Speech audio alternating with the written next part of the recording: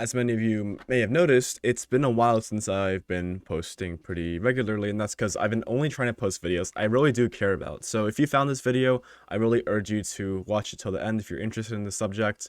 And yeah, thank you for watching. So let's hop right into this, right? What is this video about today? And it's going to be about multiculturalism and why the current state of it is ineffective. And we're taking a specific look at the, blank history months as a bit of a case study for how this is being reflected, at least in America, which is where this is kind of happening the most. So let's start up, with a bit of background, some introduction. So we're going to be talking about the blank history months because these are the most blatant examples of what I think is trying to overrepresent or trying to, in general, force multiculturalism into the public sphere via subtle manipulation of language and something that really doesn't matter. Because here's the thing, right? We'll get into this more, and we've already talked about it multiple times on this channel, but a lot of what influence isn't something blatant. It's very subtle things, and because most people really, really don't care about, Black History Month or Pride Month or AAPI Month or Jewish history, right? Most people don't care. It doesn't actually impact your life. However, you are able to acknowledge it, and you see it in your workplace, you see it in all these places, and you get this subliminal messaging from society and companies and all these different institutions that have a stake in this about what you should be thinking, how you should be feeling, and what is the expected norm when it comes to multicultural ideas. But before we get started, right, this is a bit of a skipping step, but let's get into a bit of a definition of multiculturalism in case you're not aware.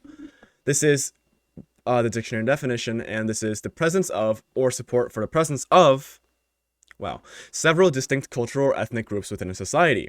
So we see several distinct cultural or ethnic groups within a society. That's important, and we will be coming back to that later. Wow, that took a long time for the animation. But this is important because this isn't at all what's being currently promoted. So for starters, let's take, for example, the history months, right? We're talking Black History Month, Jewish History Month, AAPI History Month, Pride Month, if you want to count that as a history month, but it is a pretty big, thing, so I think we'll count it, but it still, illustrates our point. All of these different months, right? They appeal to sort of multicultural fantasy where, we're so accepting, we're so decent because of our, we acknowledge our past injustices against certain people, and we want to uplift them, and we want to give them recognition for their, their past dues. We want to give them recognition for what they haven't been, for example, right? And a lot of it is legitimate, right? There are definitely places in history where, for example, Black Americans weren't granted the proper credit when it came to discoveries, and inventions, all these different developments. And to that degree, I think it's useful, but it's also, that should be done at a more academic lens and not a socio-cultural, phenomenon like these blank history months. And, one of the prime examples is Black History Month. This is one of the biggest ones. This is February for, non-American viewers. This is in America, generally celebrated in February. Why did I say it like that? It's generally celebrated in February and seems to, as you can see here, Black History Month celebrate all sorts of Black figures in the general media, or in American history in general. So that's important because let's take at the first consideration. Even if you made it African American, right, that is a completely different story than if you made it Nigerian or Yoruba History Month, right? These are all different things. And you need to understand that when you appeal to this idea of Black History Month, this only appeals to those who have become, assimilated or so engrossed with their skin color that it actually appeals to them. Because if you actually come from Africa, right, of course it's weird to say, but I have many friends and many acquaintances, and you hear it as well, right? You're not Black. You are either from Kenya or Nigeria or South Africa, or you're from Algeria. You're from all these places, and those are the places you actually belong to, right? Not belong to as in you deserve to be there or something, but that is a place where you in your heart, you believe you belong. That is your cultural stance, especially if you're a direct immigrant or if you've come from a line of immigrants. And that's why I think it's really confusing. It doesn't make sense how these history months can appeal to, in February, there will be Blackness. That doesn't actually make an appeal. Of course, it might appeal to people of certain skin color and people who ascribe their whole character to that. But outside of that, what does it actually say? How is this promoting multiculturalism? Because it definitely is, right? It's definitely trying to pull this whole, like, this people and these types of people, they all belong here and we're all so accepting, right? That is the idea they're going for. But ultimately, what all this creates is a over-fixation on skin color and rather than actual culture, right? As we said in the definition earlier, this encompasses many different, aspects, ethnicity, culture, language, all these different, race too, even, right? If you go really down to it. But it fails to understand the root of culture and the fact that you're not meant to simply ascribe yourself to a certain, racial group. And that's not really the point of multiculturalism in its, glorified, if it even is a good idea, this is not the point. And the next modern manifestation of the History Month or multiculturalism we'll be talking about is AAPI Month. Now, this is, personal to me, as you can tell if you're a viewing person or not like listening, right? But this makes no sense, right? AAPI, let's break that down. If you don't know, that stands for Asian American Pacific Islander. Now, let's really break this down, right? What does Asian mean, right? Of course, we have our, and even I have this view, but there's a difference between like the South Asian and like what people like call Oriental, right? I don't think that's an offensive word at all, but ultimately there's like East Asian, South Asian, Central Asian, right? You have people like Kazakhs, you have Indians, you have, Bangladeshis, you have your Pakistanis, you have, the Thai, you have Chinese, Korean, Japanese, you have all these different racial subgroups. Not even subgroups, just completely separate racial groups that happen to just be from Asia. And let me tell you, a lot of these countries do not get along. A lot of these ethnicities, these cultures clash, and it has been for almost all of history. China and Korea have been going at it, and China, Korea, Japan, that whole triangle has been going at it for about like 2,000, 3,000 years, right? India, Pakistan, it's more recent, but the last 60, 70 years have been fraught with a lot of conflicts. You have the Central Asians, which are, of course, still Asians, but they were a part of the Soviet subcircle, creating a completely new culture and cultural identity. And so these are all different places that you cannot really put under one. It's storming outside. You can't really put it under one umbrella, and it's actually irresponsible to do so because it doesn't actually try to embrace culture.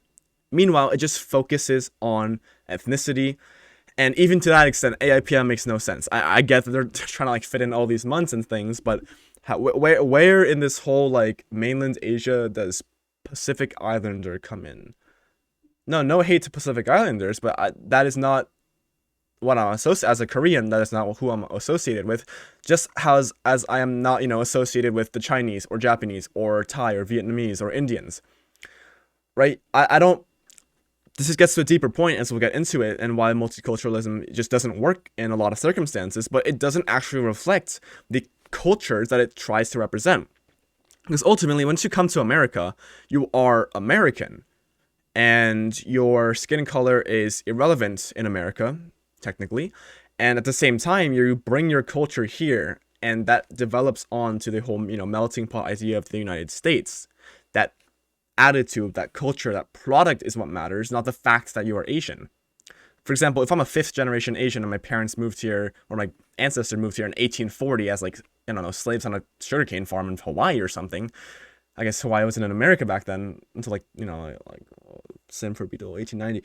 But that, and then me inventing something in like 2004 doesn't make me an Asian idol or a good example of multiculturalism. I'm just an American who happens to have a different skin color. And again, that works because we're in America. Multiculturalism isn't a thing in other places because America is built on that foundation of, many different people coming together, well, at least in like 1900s, and making a new country, right?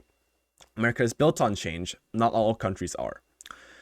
Anyways, that tangent aside, let's go actually into like the actual meat of this and why multiculturalism is the way it is, what it is, and what I think about it. So let's begin by saying, again, let's go over that definition: the presence of or support for the presence of several distinct cultural or ethnic groups within a society. So note cultural groups and ethnic groups, and support for, right? You don't actually need, that means, people, but you want to have that urge. And that's what we're seeing right now. All these like corporate, promotions and flat, rainbows in their logos, but it's not the same in like the Middle East. All this kind of stuff. It's a reflection of that. It's a sort of support for that doesn't quite exist yet because it won't exist, because it isn't going to exist, because it isn't actually feasible. And if it wasn't my point, like Arab History Month, really, like you're saying how all Arabs are like in the same group suddenly because they're just Arab. Like the regional conflicts in there go crazy, right? Like the Israeli Arabs, you have Palestinian Arabs, you have Iranian Arabs, you have Syrian Arabs, all these different people, many of whom do not get along. You're trying to put them in a group just because they are of a certain skin color or certain ethnicity without actually realizing that the culture that they bring is what makes multiculturalism effective, if at all. And I think the root for this is, as we discussed before, this sort of like postmodernist, no, not really postmodern, this like intersectional idea, right? That like the group you are part of is a big part, intersects with other groups you are part of, and therefore affects who you are in your life, and therefore you are a intersection of all these different identities you have. This is really stupid, and we'll get into why. In America, let's start with some history first. Background: America isn't a country built on immigrants. It's a country built on change. One of the best things with the Constitution that many people have noted on throughout history is that it's a document that is made for change. And change comes with demographic change. So once people started coming over due to economic means, etc., right? Irish famine, all these things, right? You began to see change because the population base changed, and because America is responsive to change, it happened to reflect, in localities and on the federal level, the new people and new ethnic demographics that was being made in the early 20th century, late 19th, right? Although, of course, immigrants were heavily discriminated against, that doesn't mean that they didn't have an impact, right? Even like, not a majority, but a very, a lot of presidents, for example, in the United States have been of Irish American heritage. And I think that's very interesting because Irish people were not looked upon very fondly back in the day, as it might be now. And as the point I was making with intersectionality is that what that sort of like intersectionality, this whole like, not woke, but like left-wing paradox with like you need to be a part of a group, is that it promotes groupthink in a way that isn't like you have to think as with the group, but sort of the other way around. The group informs you, not that you have to think like the group. The group informs who you are, and you have to fit into these certain like nice little boxes. And actually, like they say that you will fit in these nice little boxes because that is who you are. You are intersectional, right? You have all these. If you're like, I don't know, a woman and you're from Liberia, you have a certain intersectional like identity.